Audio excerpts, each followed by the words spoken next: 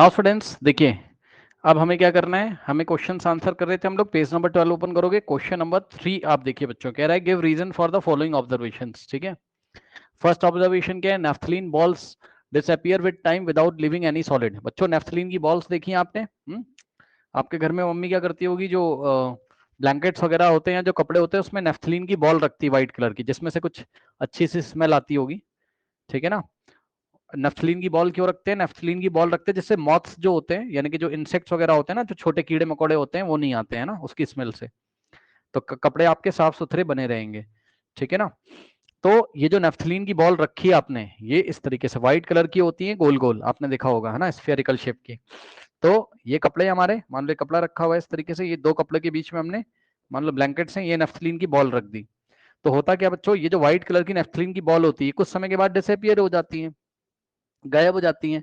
Solid naphthalene की ball हमने रखी थी, लेकिन अब ये बॉल नहीं दिखाई पड़ती है। 2-3 महीने के बाद आप निकालोगे या 10 दिन के बाद आप निकालोगे, तो या तो इसका साइज छोटा हो जाता है, या तो ये बॉल वहां होती ही नहीं है। तो ये नेफ्थलीन की बॉल का क्या हुआ बताइए? क्या लगता है आपको, ये नेफ्थलीन की बॉल पहले सॉलिड थी, अब कहां चली गई है?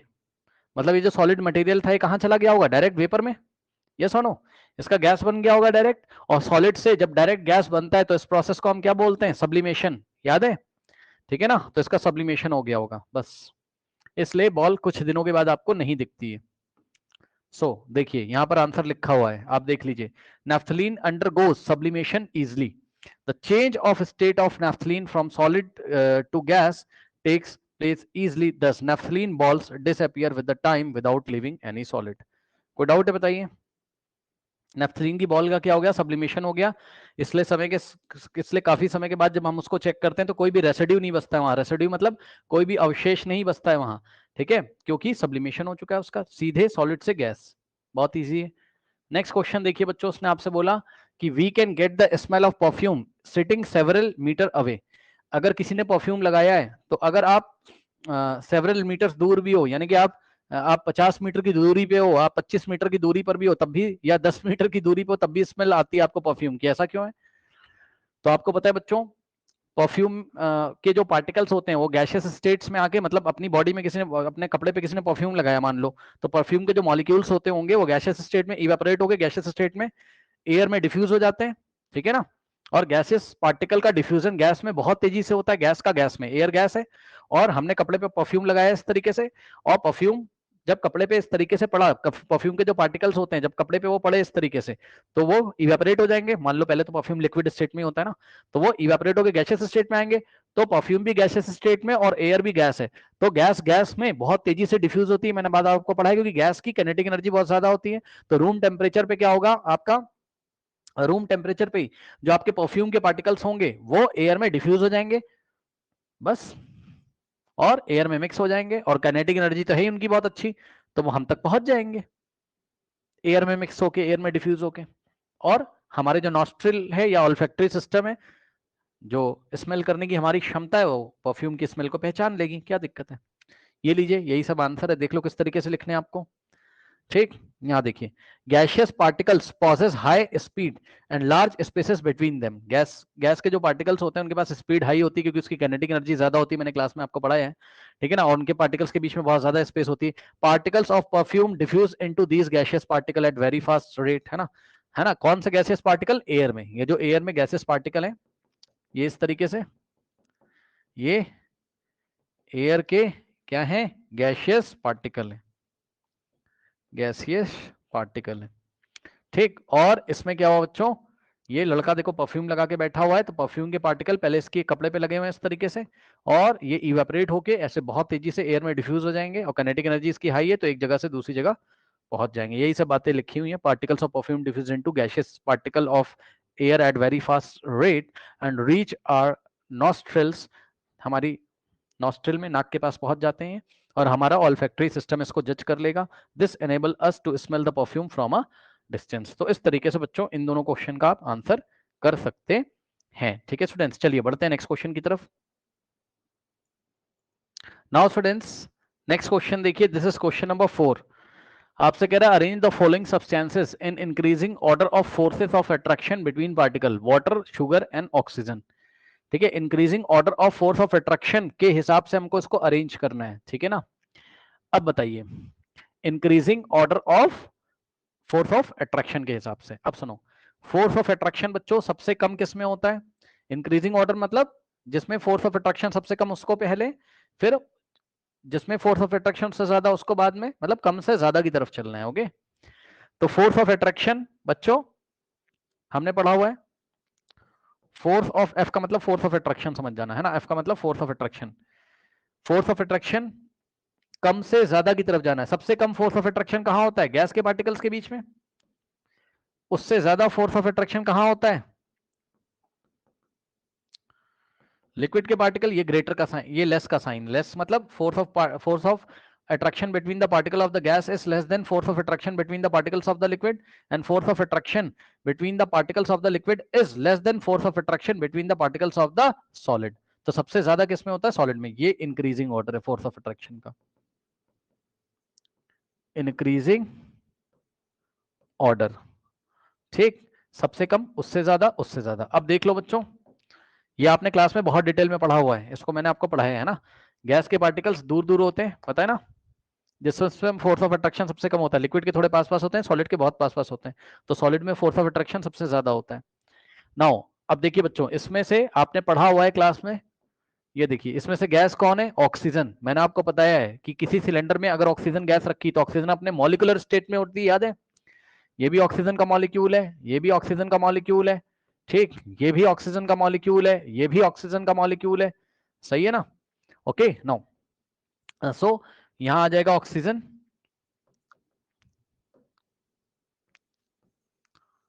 ऑक्सीजन में सबसे कम, उससे ज्यादा किसमें होता है? गैस के बाद लिक्विड। लिक्विड कौन है बच्चों? चेक कर लीजिए, वाटर, ये लिक्विड है ना। तो उससे ज्यादा आएगा किसमें? लिक्विड में, ठीक, तो वाटर। एंड नेक्स्ट सबसे ज्यादा किसमें होगा? सॉलिड में, ठीक। तो शुगर क्या है आपका? सॉलिड। सॉलिड शुगर क्रिस्टल पढ़े ना आपने, ये लीजिए, ये इंक्रीजिंग ऑर्डर आ गया आपका, ठीक, कर सकते हो। अब देखिए बच्चों, ये आंसर लिखने का कुछ तरीका है, आप देख लेना एग्जाम में किस तरीके से लिखोगे।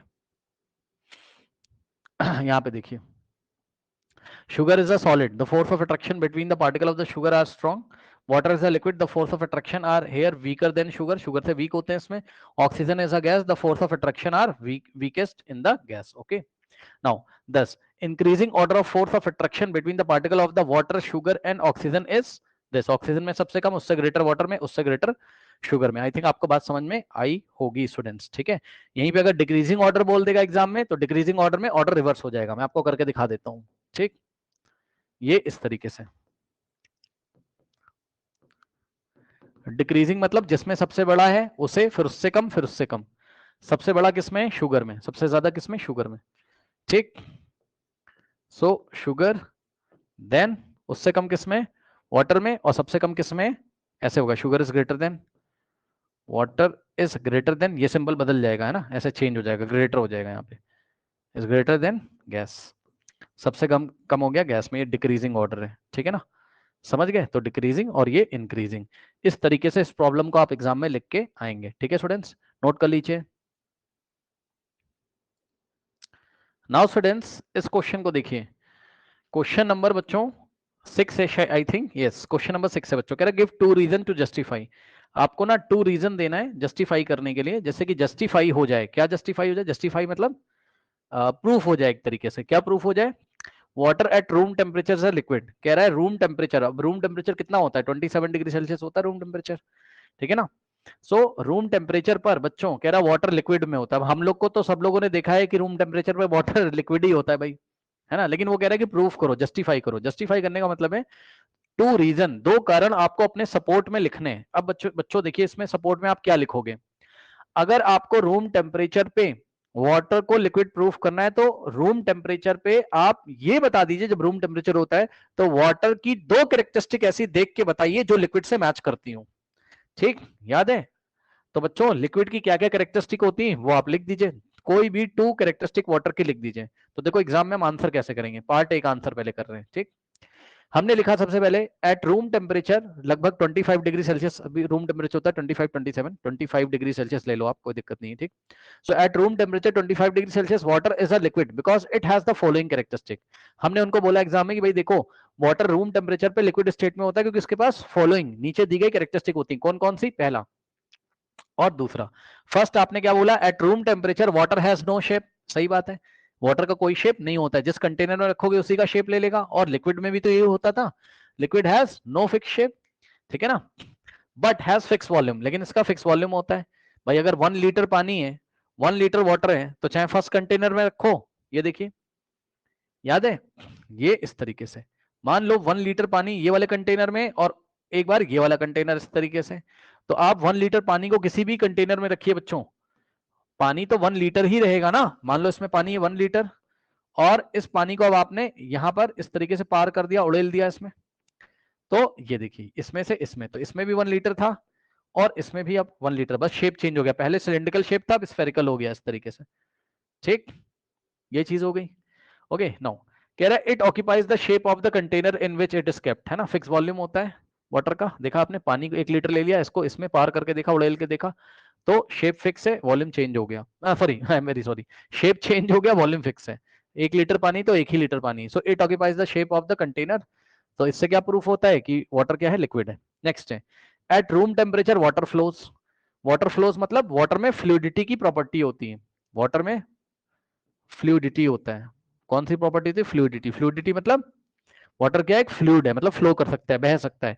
आप इसको जमीन पे डाल दोगे फ्लो कर जाएगा एक जगह से दूसरी जगह, है ना। फ्लूइड होता है।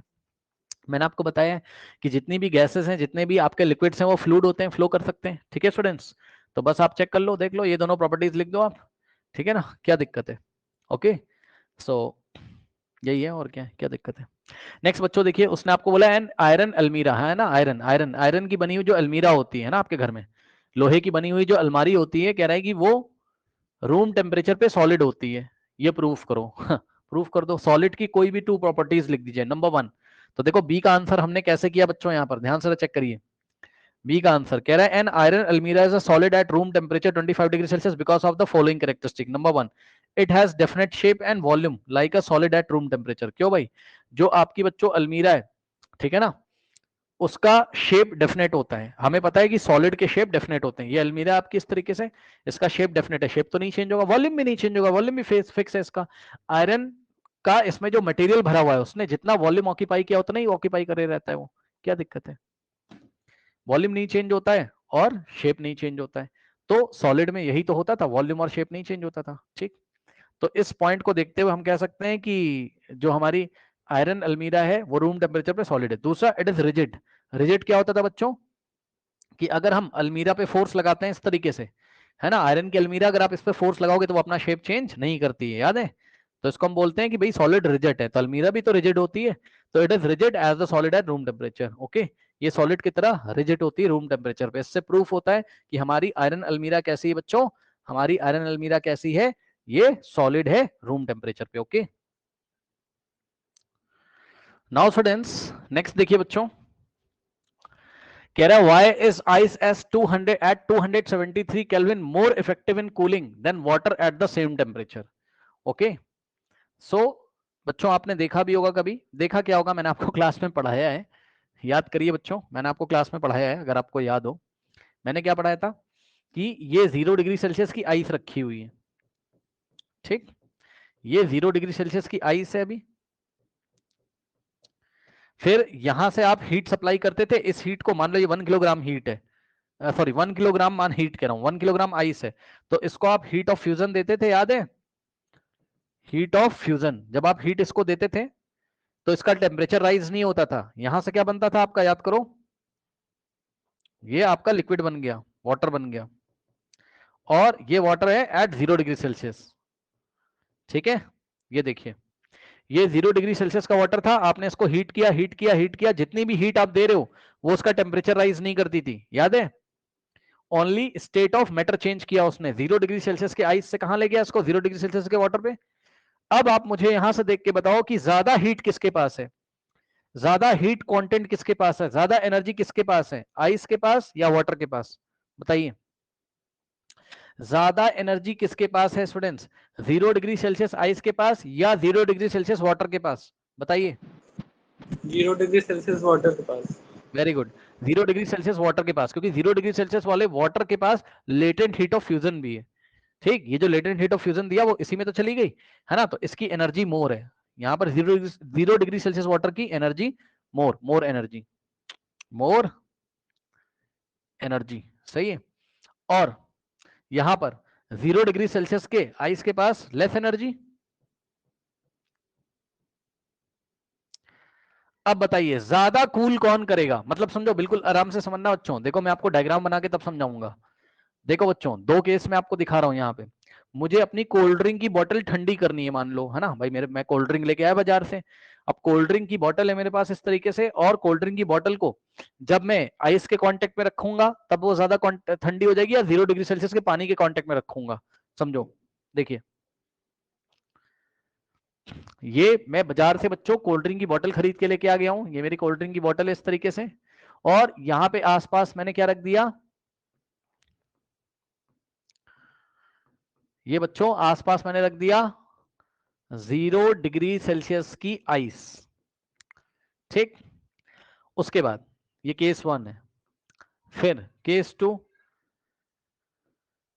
ये कोल्ड ड्रिंक की बोतल है बच्चों मेरी, वही सेम, और इसको मैंने रख दिया एक बकेट में। ये बकेट में पानी है, अरे समझ जाना भाई, और पानी का टेम्परेचर है 0 डिग्री सेल्सियस। एक कंटेनर है, और इस कंटेनर में बच्चों क्या है? पानी है, और मैंने अपनी कोल्ड ड्रिंक की बोतल इसमें रख दी 0 डिग्री सेल्सियस के वाटर में। अब मुझे बताइए ज्यादा कूलिंग इफेक्ट कौन करेगा? 0 डिग्री सेल्सियस की आइस करेगी या 0 डिग्री सेल्सियस का वाटर? ज्यादा ठंडा कौन कर देगा कोल्ड ड्रिंक की बोतल को? बताइए। आइस। आइस कर देगी। कैसे? थोड़ा समझिए, ठंडा करने का क्या प्रोसेस है? सोचिए जरा, कब ठंडा होगा कोई? बॉटल कैसे ठंडी होगी? ये बॉटल है तुम्हारी, बॉटल के कांटेक्ट में जो भी होगा, यहां मान लो ये कोई दूसरा ऑब्जेक्ट बॉटल के कांटेक्ट में, बॉटल गर्म है, बॉटल क्या है? हॉट है। हॉट का मतलब एग्जैक्टली बहुत हॉट तो नहीं है, बट गर्म है, हॉट एक तरीके से। ठीक, तो बच्चों आपको क्या करना है? बॉटल कब ठंडी होगी बताइए, सुन लो ध्यान से। बॉटल कब ठंडी होगी? जब बॉटल में से हीट कंटेंट निकालोगे ना, जब बॉटल की एनर्जी निकालोगे ना। ठीक, सो यहां से जब एनर्जी, ये दूसरा कोई ऑब्जेक्ट है, ये कोई दूसरा मैटर इसके कांटेक्ट में रख दिया हमने, कोई दूसरा मैटर वाटर के कांटेक्ट में रख दिया, तो हीट यहां से निकल निकल के इसमें जाएगी। ठीक, तो हीट यहां यहां से निकल निकल के इसमें जाएगी, बॉटल से निकल के हीट इसमें जाएगी, तो तभी बॉटल ठंडी होगी। भाई एक बात बताओ, हीट तो तब निकल के जाएगी ना जब यहां पर हीट कम हो। जिस दूसरे वाले ऑब्जेक्ट में हीट जा रही है, उस दूसरे ऑब्जेक्ट में हीट कंटेंट कम होना चाहिए, कंसंट्रेशन कम होना चाहिए, तभी तो हीट हायर कंसंट्रेशन से लोअर कंसंट्रेशन की तरफ जाएगी। समझो जरा ध्यान से, यहां पे समझिए बच्चों ध्यान से। देखिए, अगर बॉटल को आपको ठंडा करना है तो बॉटल से हीट कंटेंट निकल के आइस में तेजी से जाएगा, ये इस तरीके से, या बॉटल से हीट निकल के पानी में तेजी से जाएगा? बताइए, बॉटल से हीट निकल के पानी में तेजी से जाएगी या बॉटल से हीट निकल के आइस में तेजी से जाएगी? बताइए। आइस में। हाँ, आइस में तेजी से जाएगी, बिल्कुल सही। क्यों? क्योंकि आइस में पहले से एनर्जी कम है, आइस में हीट कंटेंट लेस है भाई, लेस है, हीट कंटेंट लेस है आइस में। आइस में पहले से ही एनर्जी कम है, चेक कर लो। तो जहां एनर्जी कम होगी, एनर्जी कहां से कहां फ्लो करेगी? हायर कॉन्सेंट्रेशन से लोअर कॉन्सेंट्रेशन। ठीक, बॉटल में जो हीट है, सो ही मान लो बॉटल में हीट है, जस्ट मैं एग्जांपल बता रहा हूं बच्चों, है ना, दिल पे मत ले लेना, इसमें 500 यूनिट हीट, अरे भाई मान लो, और आइस में बच्चों हीट है मान लो कितनी, 50 यूनिट ओनली। ठीक, और यहां पर बॉटल तो वही है, तो बॉटल में हीट है 500 यूनिट मान लो, और वाटर में हीट है मान लो बच्चों 400 यूनिट। जस्ट समझाने के लिए बता रहा हूं। अब बताओ ज्यादा डिफरेंस कहां आ रहा है? यहां आ रहा है ना ज्यादा डिफरेंस, 500 माइनस 50, 450, डिफरेंस कितना आ रहा है? 450 का। और यहां पे डिफरेंस कम आ रहा है, 500 माइनस 400, 100 का डिफरेंस आ रहा है। तो जहां ज्यादा डिफरेंस होगा हीट कंटेंट में, वहां पे हीट ऑफ फ्लो फास्ट होगा। तो यहां पर क्या होगा? Heat of flow from bottle to, case 1 में heat of flow from bottle to ice is fast. ठीक, यहाँ पे स्लो होगा, समझ गए। तो ज्यादा कूलिंग इफेक्ट कौन देगा, बॉटल से बहुत तेजी से हीट कौन निकालेगा, आइस, क्योंकि आइस के पास कम हीट है ना, तो सारी की सारी हीट निकालने की कोशिश करेगा वो, ऐसे समझो। तो बॉटल ठंडी हो जाएगी यहाँ पर ज्यादा तेजी से। अब यही चीज आपको एग्जाम में ऐसे लैंग्वेज के फॉर्म में लिख देनी है। हमने लिखा आइस एट 273 केल्विन, मतलब 0 डिग्री सेल्सियस बोलो और चाहे केल्विन में बोलो, बात सेम है। मैंने आपको पढ़ाया था ना, 0 डिग्री सेल्सियस में कितने केल्विन होते हैं, 0 में 273 ऐड कर दोगे तो 273 केल्विन। चाहे 0 डिग्री सेल्सियस का आइस बोलो और चाहे 273 केल्विन का आइस बोलो, बात क्या है, सेम है। इसी तरीके से चाहे 0 डिग्री सेल्सियस का वाटर बोलो और चाहे 273 केल्विन का वाटर बोलो, बात क्या है, सेम है। ठीक, तो क्या लिखा है, ice eight 273 kelvin has less energy than water although both are at the same temperature। देखा, दोनों के टेम्परेचर सेम है, 273 केल्विन 273 केल्विन, लेकिन लेस एनर्जी किसके पास है, आइस के पास। ओके, आगे बताया उसने कि वाटर पॉसेसेस मतलब वाटर धारण करता है, वाटर धारण करता है का मतलब है वाटर रखता है, क्या रखता है, the additional energy of latent heat of fusion. हाँ, मतलब वाटर के अंदर एडिशनल और एक्स्ट्रा एनर्जी होती है जिसको हम लेटेंट हीट ऑफ फ्यूजन के नाम से जानते हैं। हेंस 273 केल्विन पे ice is more effective in cooling than water. समझे, ये तो मैंने आपको समझाने के लिए बताया था, आंसर बस आपको इतना ही लिखना है एग्जाम में। कोई डाउट है, कर लीजिए इसको। नाउ स्टूडेंट्स, नेक्स्ट क्वेश्चन देखिए, कह रहा what produces more severe burn, मतलब आप बर्निंग इफेक्ट, मान लो हमारे हाथ पे गलती से, ये हैंड है मान लो किसी का, भगवान ना करे ऐसा हो, ये किसी का हाथ है इस तरीके से, और इसके हाथ पे बच्चों गलती से एक बार क्या आ गया, ये स्टीम आ गई, 100 डिग्री सेल्सियस की स्टीम, यानी कि वाटर का गैसियस स्टेट, 100 डिग्री सेल्सियस की स्टीम इसके हाथों में गिर गई, गलती से गिर गई का मतलब है कांटेक्ट में आ गया ये स्टीम के, और एक बार इसके हाथ में गलती से क्या गिर गया, 100 डिग्री सेल्सियस का पानी गिर गया मान लो। अब बताओ कौन सीवियर बर्न करेगा, सीवियर बर्न मतलब ज्यादा इसका हाथ कब जल जाएगा, बताइए ज्यादा कब जलेगा, स्टीम के केस में। ये मैंने आपको क्लास में बहुत डिटेल में पढ़ाया है। क्यों, क्योंकि आपको मैंने दिखाया है बच्चों, यहाँ पर जब वाटर हमने लिया था, याद है, ये पानी हमने लिया इस तरीके से, और पानी को जब आप बॉईल कर रहे थे, ठीक, यहाँ आपने थर्मामीटर लगा दिया था, ओके, याद है, और पानी को हम यहाँ बॉईल कर रहे थे इस तरीके से, जब आपने इसको बॉईल किया था तो गर्म होते होते होते पहले ये 100 डिग्री सेल्सियस पे आ गया था, याद है, फिर 100 डिग्री सेल्सियस पे इसका टेम्परेचर कांस्टेंट हो गया था, क्योंकि अब जितनी भी आप हीट सप्लाई कर रहे हो, ठीक है ना, तो सारी की सारी हीट कहाँ जा रही बच्चों, यहाँ पर सारी की सारी हीट जा रही इसका फेज चेंज करने में, स्टेट चेंज करने में। अब सारी की सारी हीट इसका टेम्परेचर नहीं राइज करती, तो आपके पास यहाँ दोनों चीजें होंगी, 100 डिग्री सेल्सियस पे आपको वाटर भी दिखाई पड़ेगा, 100 डिग्री सेल्सियस का वाटर भी है यहाँ पर, और 100 डिग्री सेल्सियस की बच्चों स्टीम भी है, दोनों का टेम्परेचर सेम है, लेकिन ज्यादा एनर्जी किसके पास है, स्टीम के पास। स्टीम के पास एक्स्ट्रा एनर्जी है, लेटेंट हीट ऑफ वेपराइजेशन है इसके पास, है ना भाई, जो हीट आप दे रहे हो वो वाटर के मॉलिक्यूल एब्जॉर्ब करके स्टीम बना ले रहे हैं, तो स्टीम के पार्टिकल के पास ज्यादा energy, latent heat of vaporisation के फॉर्म में, तो स्टीम के पास मोर एनर्जी है, स्टीम के पार्टिकल्स के पास मोर एनर्जी है, मोर हीट कंटेंट है, और 100 डिग्री सेल्सियस वाटर के पास लेस एनर्जी है, यानी कि लेस हीट कंटेंट है। तो मैंने आपको बताया था कि जिसके पास ज्यादा एनर्जी होगी, ठीक है ना, उनकी किनेटिक एनर्जी भी ज्यादा होगी, तो स्टीम के पार्टिकल की किनेटिक एनर्जी बहुत ज्यादा होती है। तो आप बस इतना समझो, जब आप हाथ यहाँ पे रखते हो तो 100 डिग्री सेल्सियस के पार्टिकल्स के एनर्जी उतनी ज्यादा नहीं है, उतनी ज्यादा उसके पास किनेटिक एनर्जी, उतनी तेजी से आपको हिट नहीं करेगा आपकी स्किन को, तो उतना तेज नहीं जलेगा आपका हाथ। लेकिन स्टीम के पार्टिकल बहुत तेजी से, इनकी इनकी इनकी स्पीड बहुत फास्ट होती है, बहुत तेजी से आके हाथ को हिट करेंगे, इतना तेज हिट करेंगे कि आपकी स्किन बर्न हो जाएगी, जल जाएगी, है ना, आपके स्किन का पूरा स्ट्रक्चर खराब कर देते हैं। ये बात मैंने आपको क्लास में बताई है। तो बस अब आंसर कैसे लिखेंगे एग्जाम में, देखिए, steam has more energy than boiling water, सबसे पहले हमने ये लिख दिया, हाँ, ये बात मैंने आपको बताई, स्टीम के पास बॉइलिंग वाटर के कंपैरिजन में ज्यादा एनर्जी होती है, it possesses the additional latent heat of vaporisation, है ना, इट का मतलब जो स्टीम होती है उसके पास extra additional latent heat of vaporisation भी होता है, therefore burns produces by steam are more severe than those produce by boiling water. Okay, ये वाला क्वेश्चन हो चाहे लास्ट वाला क्वेश्चन है, अगर आपने दो शब्दों को नहीं लिखा तो मार्क्स नहीं मिलेंगे। जैसे पिछले वाले क्वेश्चन में आइस ज्यादा ठंडा करती है या वाटर, तो आइस, उसका reason latent heat of fusion water के पास एक्स्ट्रा होती है, तो वाटर की एनर्जी ज्यादा होती थी और आइस की एनर्जी कम होती थी, 0 डिग्री सेल्सियस पे ही दोनों थे। और यहां पर आपको कौन से शब्द का यूज करना है, क्या, कि स्टीम के पास latent heat of vaporisation extra होता है। ओके, तो ये बात अगर नहीं लिखोगे तो मार्क्स नहीं मिलेगा एग्जाम में। इन दोनों शब्दों को याद रखिएगा, latent heat of fusion and latent heat of vaporisation. Okay, चलिए नाउ स्टूडेंट्स देखिए इस क्वेश्चन को देखिए, कह रहा है कि ये आपका क्वेश्चन नंबर 9 है। कह रहा है name A B C D E and F in the following diagram showing change in state. Okay, तो इसके लिए आप एनसीईआरटी का ये वाला डायग्राम मैंने याद करने के लिए बोला था। अच्छा, ओल्ड एनसीईआरटी बुक में थोड़ा सा गलत है, ठीक है। देखो, सॉलिड से गैस होता है सब्लिमेशन, और गैस से सॉलिड जाएगा तो डिपोजिशन होता है। उसमें पुरानी वाली जो बुक होगी वहां यहाँ सब्लिमेशन लिखा है, इसको ठीक कर लीजिएगा, यहाँ डिपोजिशन होना चाहिए। ठीक, यहाँ डिपोजिशन सही है, कुछ बुक्स में सब्लिमेशन लिखा है वो गलत है। ठीक, नाउ सॉलिड से लिक्विड जाता है फ्यूजन बोलते हैं, और लिक्विड से सॉलिड में आता है उसको सॉलिडिफिकेशन बोलते हैं। लिक्विड से गैस से इस स्टेट में चेंज होगा वेपराइजेशन, और गैस से लिक्विड में तो उसको हम क्या बोलेंगे, कंडेंसेशन। ठीक है स्टूडेंट्स, ओके, तो ये सारी चीजें। चलिए अब बच्चों चलिए देखते हैं यहां पर क्या हो रहा है। देखो ए में सॉलिड से लिक्विड जा रहा है। ए प्रोसेस कौन सा है, सॉलिड से लिक्विड। अब बताओ तो ए का नाम क्या हो जाएगा बच्चों, प्रोसेस ए का क्या नाम होगा, सॉलिड से लिक्विड। बताइए, सॉलिड से लिक्विड ए प्रोसेस का नाम बताइए क्या होगा। हीट। हाँ, क्या हो जाएगा, हीट।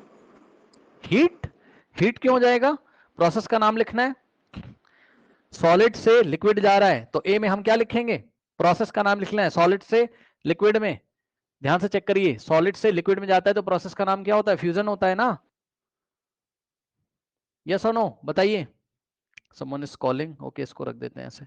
बताइए स्टूडेंट्स, नहीं समझ में आई बात, प्रोसेस के नाम लिखने हैं ना। हाँ तो समझो, तो ये एरो ऐसे लगा हुआ है ना, यानी कि सॉलिड से ये एरो ऐसे लगा हुआ है ना। अरे समझो भाई समझो, देखो ये एरो ऐसे लगा है ना भाई। तो ए के लिए क्या लिखोगे आप, ए क्या हो रहा है, ए कौन सा प्रोसेस है, फ्यूजन है। तो ए क्या है यहाँ, फ्यूजन, सॉलिड से लिक्विड। ठीक, उसके बाद बच्चों लिक्विड से सॉलिड, ये एरो इस तरीके से लगा हुआ है, ध्यान से चेक करिए। अब एरो यहां रिवर्स है, तो बच्चों डी प्रोसेस का नाम बताइए जरा। लिक्विड से सॉलिड जाएगा तो क्या नाम होता है प्रोसेस का, बताइए। लिक्विड से सब सॉलिड तो प्रोसेस का नाम, हाँ यहां पे देखिए लिक्विड से सॉलिड तो सॉलिडिफिकेशन, तो डी प्रोसेस का नाम क्या है, सॉलिडिफिकेशन। ठीक, उसके बाद यहां पर आइए, ये देखिए लिक्विड से गैस में जा रहा है, प्रोसेस का नाम बी है। लिक्विड से गैस में जा रहा है बच्चों, प्रोसेस का नाम बी है, तो बी को क्या होना पड़ेगा, वेपराइजेशन।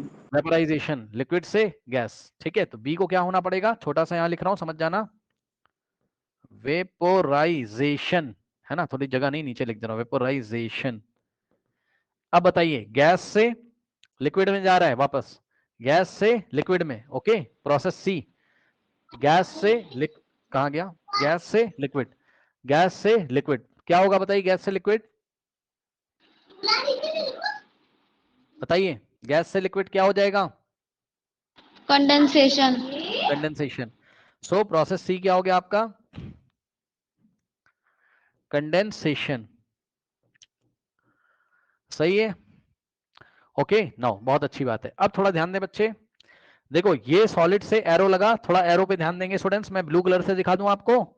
देखो ये सॉलिड से लगाया, और ये ई से होता हुआ ये सीधे जा रहा है, गैस पे एंड कर रहा है। मतलब वो क्या क्या, क्या कहना चाहता है कि सॉलिड से कहां जा रहा है, गैस पे, और प्रोसेस का नाम ई है। अब बताओ, सॉलिड से गैस पे, प्रोसेस का नाम ई है, तो बताइए ई का क्या नाम होना चाहिए, ई प्रोसेस को क्या सब्लिमेशन। लिखें, सब्लिमेशन। वेरी गुड, सॉलिड से कहां जा रहे हैं, गैस पे, तो ई क्या हो गया आपका, सब्लिमेशन। ठीक है स्टूडेंट्स, उसके बाद बच्चों यदि आप ध्यान से चेक करेंगे, शायद यहां पूरा एरो नहीं आया हुआ है, आया है नीचे। ठीक है, अब मैं आपको बच्चों यहां एक एरो और दिखा रहा हूं, थोड़ा सा कलर में चेंज कर रहा हूं। ये गैस से देखिए, ये एफ से होता हुआ सॉलिड पे आ रहा है, ये वाला कौन सा प्रोसेस है बताइए, डिपोजिशन। डिपोजिशन। यस, तो एफ को क्या होना पड़ेगा, एफ का नाम क्या पड़ेगा बच्चों यहां पर, डिपोजिशन। जाके चेक कर लीजिए, ओल्ड बुक में गलत लिखा हुआ है, गैस से सॉलिड डिपोजिशन।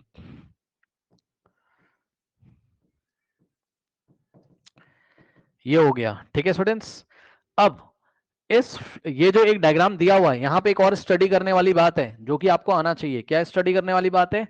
ध्यान से चेक करिए बच्चों, जब आप इधर लेफ्ट से राइट कभी भी जा रहे हो, चाहे आप सॉलिड से गैस जाओ, चाहे आप सॉलिड से लिक्विड जाओ, चाहे आप लिक्विड से गैस जाओ, क्या किया? इंक्रीज कर दिया हीट और प्रेशर डिक्रीज कर दिया। क्या आप फील कर सकते हो इस चीज को? क्या आप इस चीज को फील कर सकते हैं स्टूडेंट्स? याद है आपको, जब आप सॉलिड से चाहे लिक्विड जाओ, याद है आइस का केस लिया था, ठीक? तो आइस से जब आप वाटर में जा रहे थे तो आपने हीट इंक्रीज किया था, हीट दे रहे थे ना आइस को, और डिक्रीज इन प्रेशर। ऐसा क्यों बोला? हालांकि आइस के लिए तो कुछ और ही बात होती है, कल बच्चे ने पूछा भी था, मेल्टिंग पॉइंट डोल्टिंग पॉइंट का लफड़ा होता है उसका, ठीक है? बट फिर भी जनरली मैं बात कर रहा हूं बच्चों, जनरली क्या होगा, जब आप इधर से इधर जाओगे तो हीट आपको इंक्रीज करनी पड़ेगी, प्रेशर आपको डिक्रीज करना पड़ेगा। याद रखिए, हीट इंक्रीज और प्रेशर डिक्रीज। ऐसा क्यों? आप इस तरीके से समझो तो आपको अच्छा लगेगा। दिखाऊं मैं? देखिए,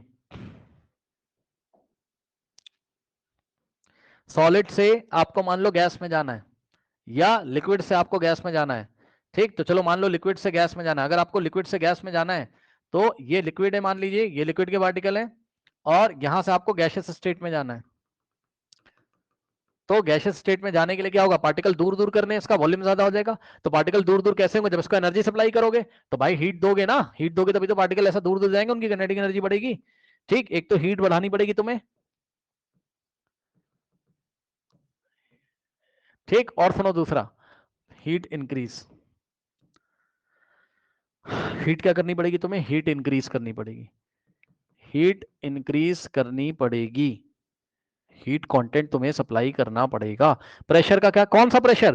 प्रेशर ऑन द सब्सटेंस। बच्चों अब आप खुद समझिए, अगर आपने ऐसा प्रेशर इसके ऊपर लगा दिया चारों तरफ से, अगर इसने ऐसा प्रेशर, इसको खूब दबा कर रखा आपने किसी मशीन से, इस पे प्रेशर क्रिएट कर दिया, तो क्या मॉलिक्यूल्स दूर दूर जा पाएंगे? बताइए, क्या मॉलिक्यूल दूर दूर जा पाएंगे? नहीं। तो प्रेशर आपको डिक्रीज करना चाहिए, यानी कि जो प्रेशर लगा के रखा हटा दो, तुम इसको प्रेशर हटा दो, तभी तो एक्सपैंड होगा ये, ठीक? तो heat increases and pressure decreases.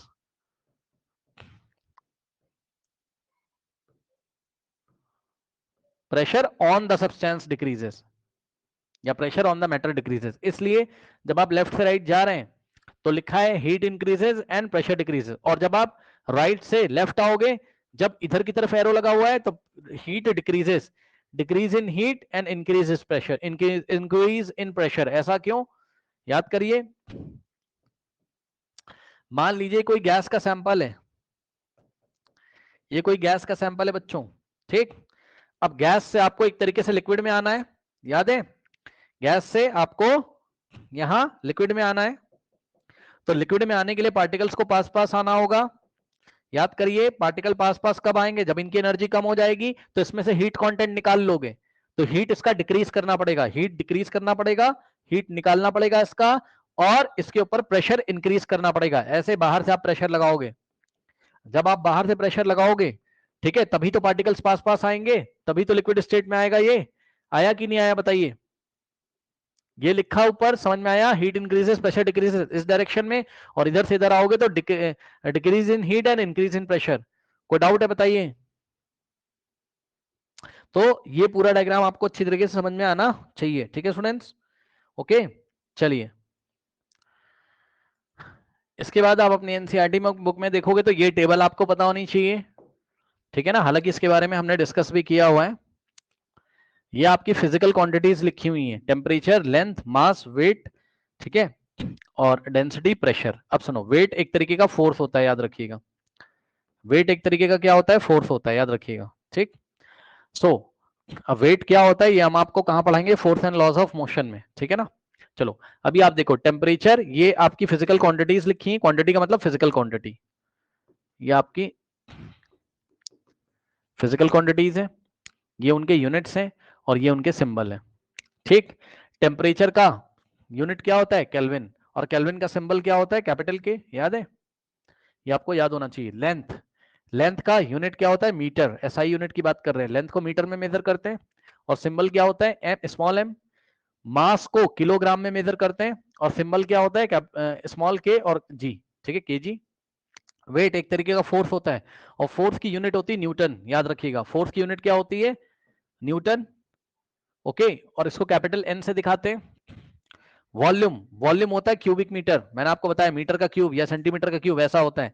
तो यहां मीटर में लेंथ को मेजर करोगे तो, है ना, याद है, ये इस तरीके से, ये कोई क्यूब है और इसकी लेंथ ब्रेथ हाइट अगर मीटर में है तो metre into metre into metre क्या हो जाएगा? Metre cube. ये क्लास में मैंने आपको बताया हुआ है।